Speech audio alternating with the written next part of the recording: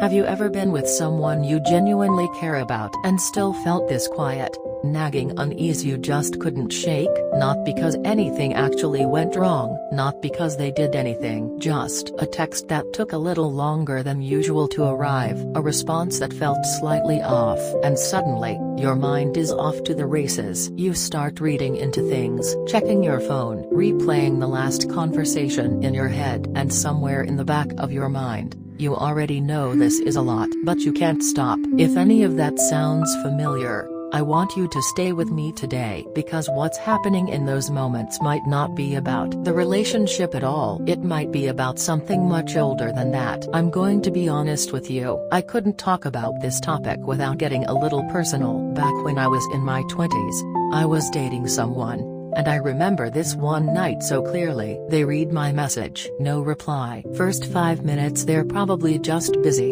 30 minutes in, wait, did I say something wrong? An hour later, maybe they're just not that into me. And the whole time, part of me knew I was spiraling. I could see myself doing it, but I couldn't stop. My heart was anxious, and my brain kept whispering, "You're being ridiculous right now." At the time, I told myself I was just sensitive, that I just really liked this person. That's just how I am. But then I came across something called attachment theory. The idea that the way we connect with others as adults is deeply shaped by our earliest experiences of feeling safe, seen, and loved. And for the first time, I thought, oh, this isn't a personality flaw, this is a pattern, and patterns can be understood. That realization changed things for me. So today, we're going to talk about something that a lot of people feel, but very few people have the language for. It's called anxious attachment, and if the first 60 seconds of this video already felt a little too relatable,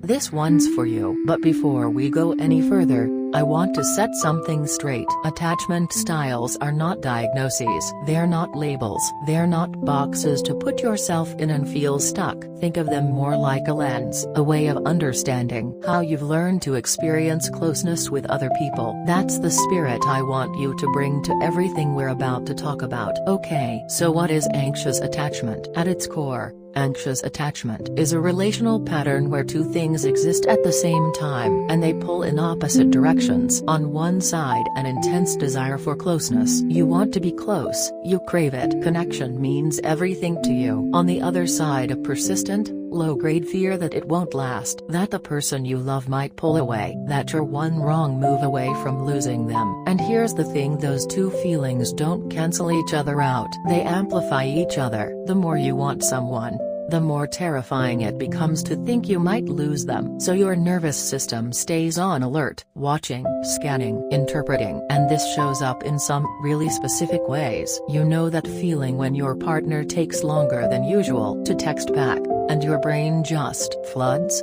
Or the way you find yourself checking their Instagram to see when they were last active, and then feeling almost embarrassed that you did? Or the constant, quiet question underneath every good moment in the relationship, but are we actually okay? The need to hear "I love you," not just sometimes but regularly, consistently, because it genuinely soothes something inside you. The way a slightly flat tone in their voice can send you into a spiral for the rest of the day. These aren't signs that you're too much. These are signs that your nervous system has learned to be hypervigilant in close relationships. And now stay with me, because this is where it gets really interesting. When I first came across that list, my reaction was two things at once. The first was recognition, that's me. That's literally me. The second was this quiet dread, does this mean something is wrong with me? But here's what I've come to understand. Recognizing the pattern isn't a verdict, it's an opening. So where does this come from? Attachment theory, first developed by psychologist John Bowlby, and later expanded by Mary Ainsworth, tells us that the relational patterns we carry into adulthood are largely shaped in childhood. Specifically,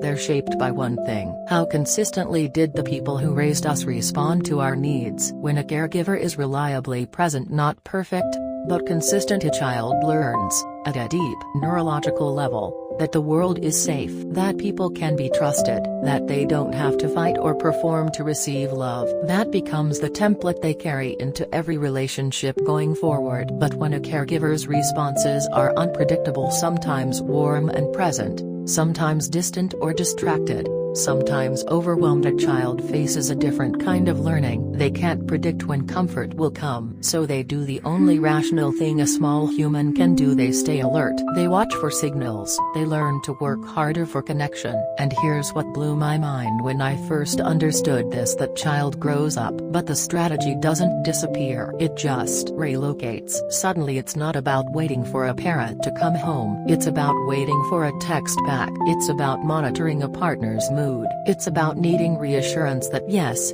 you're still loved. Yes, we're still okay. When I looked back at my own childhood, I could see it so clearly. There was this constant, quiet background process of figuring out, what do I need to do right now to feel close to the people I love? That's not anyone's fault. It's just what adaptation looks like in a child who needed to feel safe. Now, and this is important, attachment isn't only shaped by parenting, temperament, sibling relationships, friendships, early romantic experiences. They all play a role. Childhood is one important piece of the puzzle, not the whole picture. But understanding that piece, it can change the way you see yourself. Because here's what anxious attachment looks like inside an adult relationship, and this is the part that I think is genuinely heartbreaking. You want nothing more than to feel close to this person. That's the whole thing. That's what's driving everything. You're not trying to be difficult. You're not trying to be clingy. You are reaching for something that feels essential to you. But the way that reaching looks from the outside, the double texts, the need for constant reassurance, the emotional intensity, it can feel like pressure to the other person. So they pull back, just slightly, and when they pull back even a little, your nervous system reads it as confirmation of your worst fear. See? I knew it. They're pulling away. So you reach harder, and they retreat further. And just like that, you're in a cycle that neither of you chose, and both of you are exhausted by. I've been in that cycle, and I can tell you from inside it, you can't see it for what it is. You just feel the fear. You just feel the urgency. You just feel like if you could get one clear sign that you're loved, everything would be okay. But the cycle keeps moving, and it doesn't stay in romantic relationships. Anxious attachment shows up at work, in friendships, in family dynamics. The hypervigilance to other people's moods. The way a small misunderstanding can feel catastrophic. The difficulty saying what you actually need, because asking feels too risky. The relief and the shame of needing so much reassurance. Now here's what I want you to hear. This pattern is not a character flaw. It is not weakness. It is not evidence that you are broken or too much. It is a survival strategy. It worked once, in a context where it made sense, and now it's being applied somewhere it no longer fits. That's not something to judge yourself for. That's something to understand. Let me tell you about the moment something started to shift for me. It wasn't a dramatic breakthrough. There was no single conversation that changed everything. It was one ordinary evening, a slow reply to a text, and I caught myself halfway through building the story, the whole narrative about what it meant, what was coming, what I'd done wrong, and I just paused, and I asked myself one question: is this anxiety about something that actually happened, or is this a story I'm writing? The reply was late. That was real. But the part where it meant they were pulling away, that they were losing interest, that I'd said something wrong, that was all me. That was the old pattern, running on autopilot. That one question didn't fix everything, but it created a tiny bit of space between the feeling and the reaction. And in that space, I had a choice. Over time, that space got a little wider. The anxiety didn't disappear, but it stopped running the show quite so completely. I also started therapy during this period, not because something was catastrophically wrong,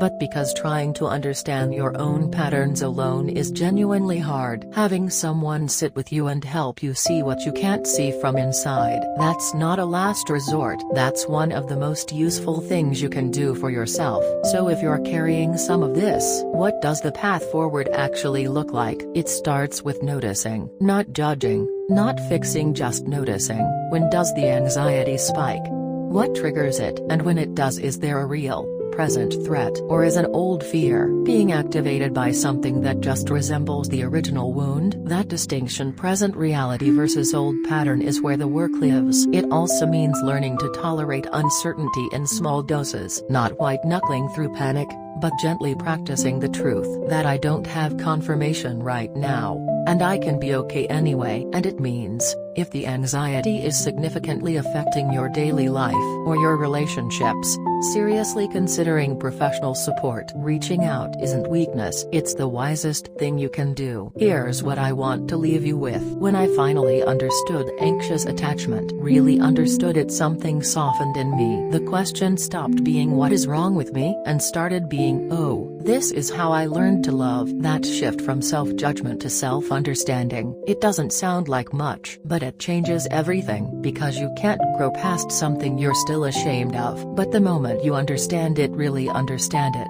you're no longer at its mercy. You learn to love this way, and that means you can learn to love differently. That's not a small thing, that's everything. If this video gave you something to think about, hit subscribe, because this is the kind of conversation we're always having here. Drop a comment below and tell me, does any of this resonate with you?